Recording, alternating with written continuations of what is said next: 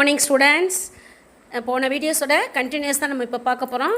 இப்போ லாஸ்ட்டு கிளாஸில் வந்து டெலிவரி டு த கேரியர் பார்த்தோம் இல்லையா, அதனுடைய கண்டினியூட்டி தான் இப்போ நம்ம பார்க்க போகிறோம். நெக்ஸ்ட்டு வந்து ஹெட்டிங் என்ன பார்த்தீங்கன்னா, goods sent on approval or on sale or return basis. ஓகேயா, அதாவது வந்து என்னென்னா சேல்ஸு அல்லதுனா ரிட்டர்ன், சேல்ஸ் பண்ணது திருப்பி ரிட்டர்ன் என்ற அடிப்படையிலையோ அல்லது அதாவது ஏற்றுக்கொண்டது, இந்த சேல்ஸை வந்து ஏற்றுக்கொண்டு பின் விற்பனை என்ற அடிப்படையிலோ பொருளை வந்து அனுப்பி வைத்தல். ஓகே, அந்த மாதிரி ஒரு இதை தான் அதை சொல்கிறாங்க.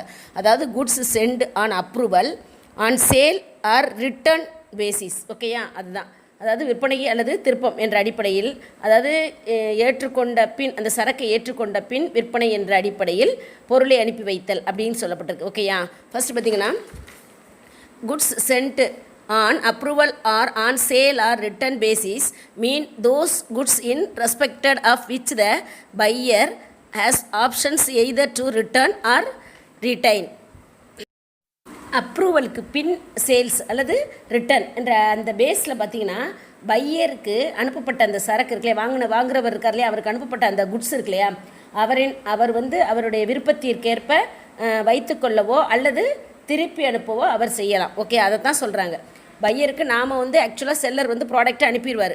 அனுப்பினோன்னே அதை பையர் வாங்கிட்டு விருப்பம் இருந்தால் வச்சுக்குவார், இல்லைன்னா அதை அதாவது அவருக்கு வந்து அது அந்த பிடித்து கொண்டால் வைத்துக்கொள்வார், இல்லைன்னா திருப்பி அனுப்புவதற்கும் அவரை அனுப்பவும் செய்யலாம் அப்படின்னு சொல்லப்படுகிறது. ஓகேயா, பார்த்தீங்கன்னா rules for time of transfer of ownership. அதாவது time of transfer of ownership அப்படின்னா, அந்த உரிமை இருக்கு இல்லையா, அந்த ஓனர்ஷிப் உரிமை, அதை மாற்றுவதற்கான விதிமுறைகள் என்னென்ன அப்படிங்கிறத இப்போ நம்ம அந்த டேப்லெட் காலம் மாதிரி போட்டிருக்கு, இதில் பார்க்க போகிறோம். ஓகேயா, ஃபஸ்ட்டு பார்த்திங்கன்னா ரூல், அதாவது ரூலுங்கிறது என்னது, விதி. ஓகேயா, நெக்ஸ்ட் பார்த்திங்கன்னா time of transfer of ownership, அதாவது அந்த ஓனர்ஷிப் வந்து மாறுகின்ற ஒரு காலகட்டம், அந்த ஸ்டேஜஸ்.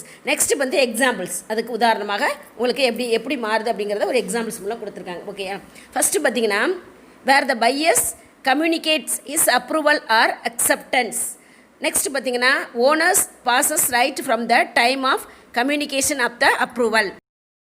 பையர் இருக்கார் இல்லையா, பையர் வந்து தான் வாங்கக்கூடிய அந்த அப்ரூவல் இருக்கு இல்லையா, அதை தெரிவிக்கும் போது, அதுதான் ஃபஸ்ட்டு ரூல், விதி.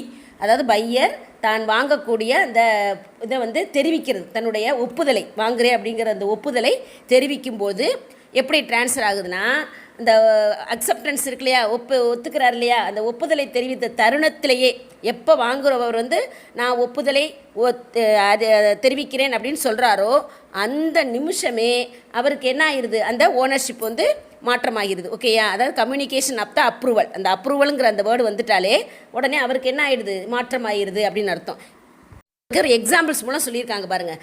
ஏ offer to sell his scooter to B and delivers it to B for trial run for 2 days. B communicate his acceptance after 2 days. In this case, ownership passes right from the time of his communication of his approval. அது ஏ என்பவர் B என்பவருக்கு தன்னுடைய இருசக்கர வாகனமான ஒரு ஸ்கூட்டரை விற்கிறதுக்கு இது பண்ணுறாரு. இது ஒன்றா நீங்கள் 2 நாள் ஓட்டி பார்த்துட்டு மனநிறைவு அடைந்தால் நான் வாங்கிக் கொள்கிறேன் அப்படின்னு சொல்லிட்டு பி என்பவர் அதை வாங்கிட்டு போகிறார். ஓகேயா, வாங்கிட்டு போய் பி ஓட்டி பார்க்குறாரு. ஓட்டி பார்த்து 2 நாட்கள் கழித்து ஏகிட்ட வந்து சொல்கிறாரு. ஓகேயா, ஏகிட்ட வந்து என்ன சொல்கிறாரு, ஓகே நான் வாங்கிக்கிறேன் அப்படின்னு சொல்கிறாரு. பார்த்தீங்களா, அந்த நேரத்திலேயே அந்த உரிமை யாருக்கு மாறி விடுகிறது, பிக்கு மாறி விடுகிறது அப்படின்னு சொல்லப்படுது. செகண்ட் ரூல்ஸ் பார்த்தீங்கன்னா, where the buyer does some act adopting the transactions. அதாவது வந்து இந்த பையர் வந்து அந்த குட்ஸ் இருக்கு இல்லையா, அதை ஏற்றுக்கொள்ளும் விதத்தில் பயன்படுத்துதல். ஓகே, அதை ஏற்றுக்கொள்கிற விதத்தில் அதை பயன்படுத்தேன் அப்படின்னா அது என்னென்னு பார்ப்போம். அதுக்கு ஓனர்ஷிப் எப்படி மாறுதுன்னா, where the act of adoption is done. அதாவது அந்த மாதிரி விதத்தில் பயன்படுத்தேன் அப்படின்னு சொல்கிறார் இல்லையா, அப்போ அந்த ஏற்கும் செயலை செய்யும் நேரத்திலேயே ஓனர்ஷிப் அவருக்கு மாறிடுது. ஓகேயா, அதாவது வாங்குனர் அந்த சரக்கை ஏற்றுக்கொள்ளும் விதத்தில் பயன்படுத்துகிறார், அதாவது நம்ம கட்டாயம் வாங்கிக்கிறோம் அப்படிங்கிற விதத்தில் அதை பயன்படுத்துகிறார் இல்லையா, அதனால் அந்த மாதிரி வாங்கி பயன்படுத்த ஆரம்பித்தாலே ஏற்கும் செயலையே என்னன்னு சொல்லப்படுகிறது, அந்த நேரத்திலேயே அவருக்கு ஓனர்ஷிப் மாற்றப்படுகிறது அப்படின்னு சொல்லப்படுகிறது. எக்ஸாம்பிள் பார்த்தீங்கன்னா, A delivered some jewellery to B on sale or return basis. B pledged the jewellery with C it was held that ownership of the jewelry has transferred to B, as had adapted the transaction by pledging the jewelry with C. In this case, A has no right against C. He can only recover the price of the jewelry from B. Where the buyer fail to return the goods. அதாவது ஒரு pier இருக்கார் இல்லையா, வாங்கின பொருளை ஒரு குறிப்பிட்ட காலத்துக்குள்ளே திருப்பி தரணும். அந்த அந்த அந்த டைம் இருக்கும் இல்லையா, இந்த ஒரு 10 நாள் 12 நாள் இந்த டயத்துக்குள்ளே ஏதாவது ஃபால்ட் இருந்தால் திருப்பி தரணும். அப்படி தரலைன்னா அந்த பொருளை அவரே அந்த பொருளை என்ன செய்திருக்கணும், வைத்திருக்கணும். ஓகே, அந்த மாதிரி ஒரு சுச்சுவேஷனில் எப்படி ஒரு ஓனர்ஷிப் சேஞ்சஸ் ஆகுது அப்படிங்கிறத நம்ம பார்ப்போம். Okay, after the time fixed for return, அதாவது வந்து அந்த டைமிங், அந்த காலக்கெடுன்னு சொல்லுவாங்க இல்லையா, அந்த டைமிங். ஓகே, அந்த டைமிங் வைத்திருக்கிற நிலையில், அந்த காலக்கெடு வைத்திருக்கிற நிலையில். Next on the expiry of the fixed term, அந்த டைமிங் கொடுத்த டைம் வந்து ஆயிடுச்சு, முடிஞ்சிருச்சு, ஒரு கெடு வந்து முடிந்து அந்த மறு நிமிடமே அவர் தான் அதை வச்சுக்கணும். யார்? பையர் தான் அந்த பொருளுக்கு உரிமையாளர். ஓகேயா, அதாவது அதுக்கு ஒரு எக்ஸாம்பிள்ஸ் கொடுத்துருக்காங்க. X delivers some goods to Y on sale or return for 7 days. Y neither returns nor gives notice of rejections of goods even after the expiry of 7 days. The goods were destroyed by fire on 8th day.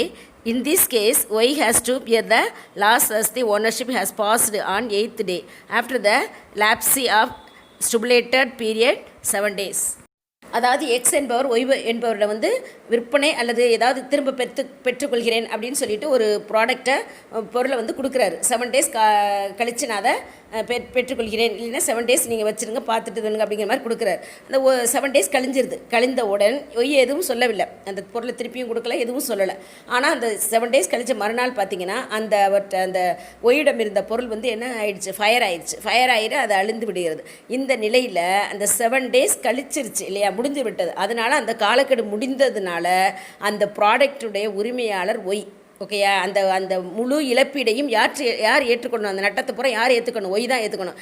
7 நாளைக்குள்ளே கொடுத்துருந்தாருன்னா அவர் 7 நாளைக்குள்ளே அந்த இது ஏற்பட்டுருச்சுன்னா நான் 7 நாள் கழித்து வாங்கிக்கிறேன்னு அவர் சொன்னதுனால அதுக்குள்ளே ஏற்பட்டிருந்தால் அவர் பொறுப்பாயிருப்பார், X பொறுப்பாயிருப்பார். இப்போ 7 நாளுக்கு அப்புறம் கையில் அங்கே வந்து யார் பொறுப்பாகிறார், ஒய் தான் பொறுப்பாகிறார். ஓகேயா, அந்த நட்டத்தை ஒய் தான் ஏற்க வேண்டும் அப்படின்னு சொல்லப்படுகிறது. இதுதான் வந்து அந்த on the expiry of the fixed term அதான் சொல்லப்பட்டிருக்கு. ஓகே, அந்த ஓனர்ஷிப் மாறின அந்த அடுத்த நிமிஷமே அவர் தான் அந்த இதுக்குடைய ஓனர். பார்த்தீங்கன்னா அந்த where no time has been fixed for return, அந்த டைமிங் கொடுத்துருக்காங்க இல்லையா, அந்த காலக்கெடுன்னு சொல்லலாம், அதை இல்லாமல் அந்த டைம் அந்த 8 நாள் 5 நாள் 10 நாளுங்கிற ஒரு டைமிங் கொடுக்காத ஒரு ஸ்டேஜில் என்ன பண்ணுறது அப்படின்னு பார்த்தீங்கன்னா, on the expiry of the reasonable time, அதாவது அந்த நியாயமான அந்த ஒரு காலங்கள், அந்த ஒரு குறிப்பிட்ட காலம் இருக்கும், அந்த காலம் முடிந்திரு பின்பு இதாச்சுன்னா அதனுடைய இதை ஏற்றுக்கிற மாதிரி இருக்கும். ஓகேயா, அதாவது என்ன சொல்லியிருக்காங்க பாருங்கள், S limited agreed to sell a tractor on municipality on the conditions that if the latter was not satisfied with the tractor, it could reject it. The municipality used the tractor for the month and half and then wanted to reject. In this case, the property in the tractor is deemed to have passed to the municipality as a reasonable time elapsed. அதாவது இந்த S என்பவர் வந்து ஒரு இது, அதாவது liability company நிறுவனம் வந்து வச்சுருக்காரு. அவர் வந்து நகராட்சியில் வந்து ஒரு டிராக்டரை விற்க வந்து வர்றாரு. வந்து நகராட்சியிடம் அந்த டிராக்டரை ஒப்படைக்கிறார். வந்து டிராக்டர் குறித்து நகராட்சி திருப்தி அடைந்தால் வாங்கிக் கொள்வது, அந்த டிராக்டர் எங்களுக்கு பிடிச்சிருந்தா நாங்கள் வாங்கிக்கிறோம் அப்படின்னு சொல்லி நகராட்சியில் என்ன செய்கிறாங்க, அதை வாங்கி ஓட்டுறாங்க. ஓட்டினா 2 மாதம் ஓட்டியிருக்காங்க. ஓட்டி முடித்ததுக்கப்புறம் அவங்க என்ன செஞ்சுருக்காங்க, எங்களுக்கு இந்த டிராக்டர் பிடிக்கவில்லை என்று என்ன செய்கிறாங்க சொல்கிறாங்க. சொல்லிவிட்டு இந்த நிலையில் அந்த முனிசிபாலிட்டியில் என்ன செய்கிறாங்க, அந்த டிராக்டரை வந்து திருப்பி அனுப்ப முடியாது பிடித்த அல்லது பிடிக்கவில்லை என்பது 2 நாட்கள் தெரிவித்திருக்க வேண்டும். ஓகேயா, 2 மாதம், அதாவது பிடிச்சது பிடிக்கல 2 நாளில் சொல்லாமல் 2 மாதம் ஓட்டிட்டு அதுக்கப்புறம் அவங்க பிடிக்கவில்லை அப்படின்னு தெரிவித்தது தவறு. ஓகேயா, அது நியாயமான காலம் ஆகும். ஓகே, அந்த 2 நாள் தான் அவங்களுக்கு நியாயமான காலம். அதுக்கு மேலே போகையில் அவர் தான் உரிமையாளராக அதை ஏற்றுக்கொள்ள வேண்டும். ஓகேயா, கண்டிஷன்ஸ் அண்டு வாரண்டிஸ், அதாவது கண்டிஷன்ஸ்னால் நிபந்தனைகள், அண்டு வாரண்டிஸ்னால் அந்த கேரண்டி, அதை தான் வாரண்டிஸ். ஓகேயா, அதாவது வந்து அந்த ப்ராடக்ட்ஸ் இருக்குல்ல, இந்த stipulations in a contract of sale with reference to goods maybe a conditions or warranty. அதாவது அந்த குட்ஸ் இருக்கு இல்லையா, குட்ஸோட சேல்ஸ் கான்ட்ராக்ட் இருக்கு இல்லையா, அதில் உள்ள அந்த கட்டுப்பாடுகள், அந்த ப்ரொசீஜர்ஸ், நிபந்தனைகள் அல்லது அந்த கேரண்டி இதெல்லாமே இருக்கலாம் அப்படின்னு சொல்லப்படுகிறது. ஓகேயா, நெக்ஸ்ட் வந்து கண்டிஷன்ஸ். ஃபஸ்ட்டு வந்து conditions. Conditions is a stipulations which is essential to the main purpose of the contract. it is core to the contract. The non-fulfillment of the conditions cancels the very contract. The other words, if the conditions is broken, is leads to a cancellation of contract. Examples வந்து சொல்லியிருக்காங்க. Example வந்து A intent to buy a motor bike from B. A insists that the bike should have give him a mileage of 50 kilometers per liter.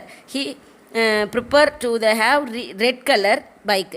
B a merchantly sets a bike which gives him 55 kilometers per liter, but the color is green. In this case, A cannot cancel the contract since A is very particular about the mileage. It is a conditions to the contract.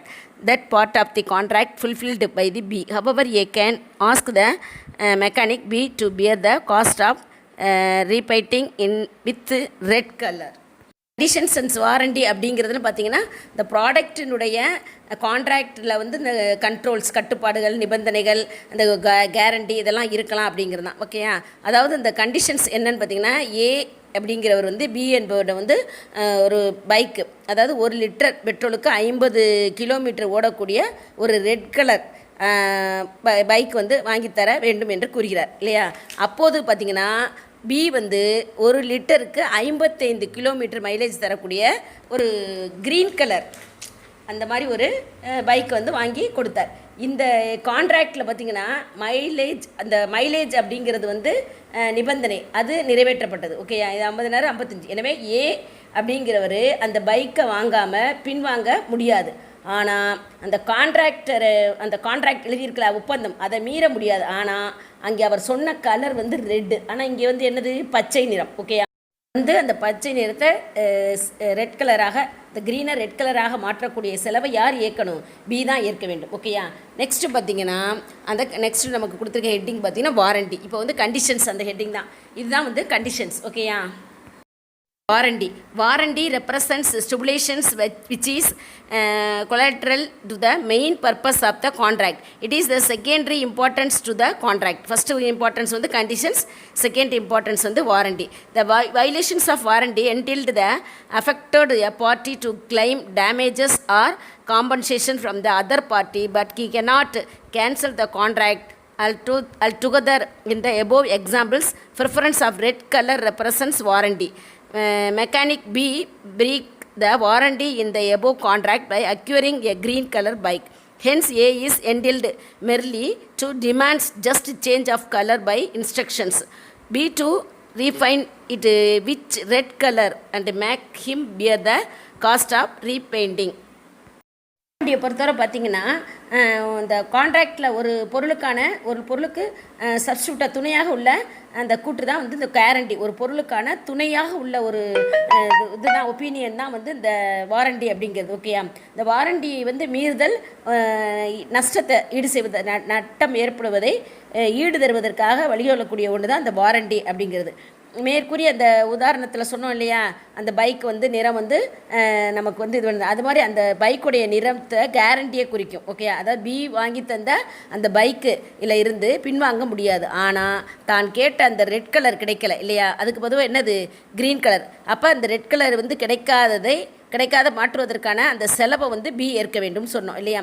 அதாவது ஷார்ட்டாக சொல்லணும்னா ஒரு sales கான்ட்ராக்டில் எது நிபந்தனை எது guarantee என நாம் வந்து முதல்ல தெரிஞ்சுக்கணும். ஓகேயா, எது கண்டிஷன்ஸ் எது கேரண்டி அப்படிங்கிறத நம்ம எதுவுமே கூற முடியாதுங்கிறாங்க முதல்ல. அதனால் எது கரெக்டுன்னு சொல்ல முடியாது. அப்போ இந்த இரண்டுமே வந்து கான்ட்ராக்டரை பொறுத்து மாறுபடும். ஓகே, அந்த கான்ட்ராக்டை பொறுத்து ரெண்டுமே என்ன செய்கிறோம் மாறுபடும். முக்கியமாக அது வலியுறுத்தப்படுவது நிபந்தனை, சிறப்பாக விரும்புவது கேரண்டி எனலாம். ஓகே, முக்கியமாக வலியுறுத்தப்படுவது கண்டிஷன்ஸ் அப்படின்னு சொல்லப்படுகிறது.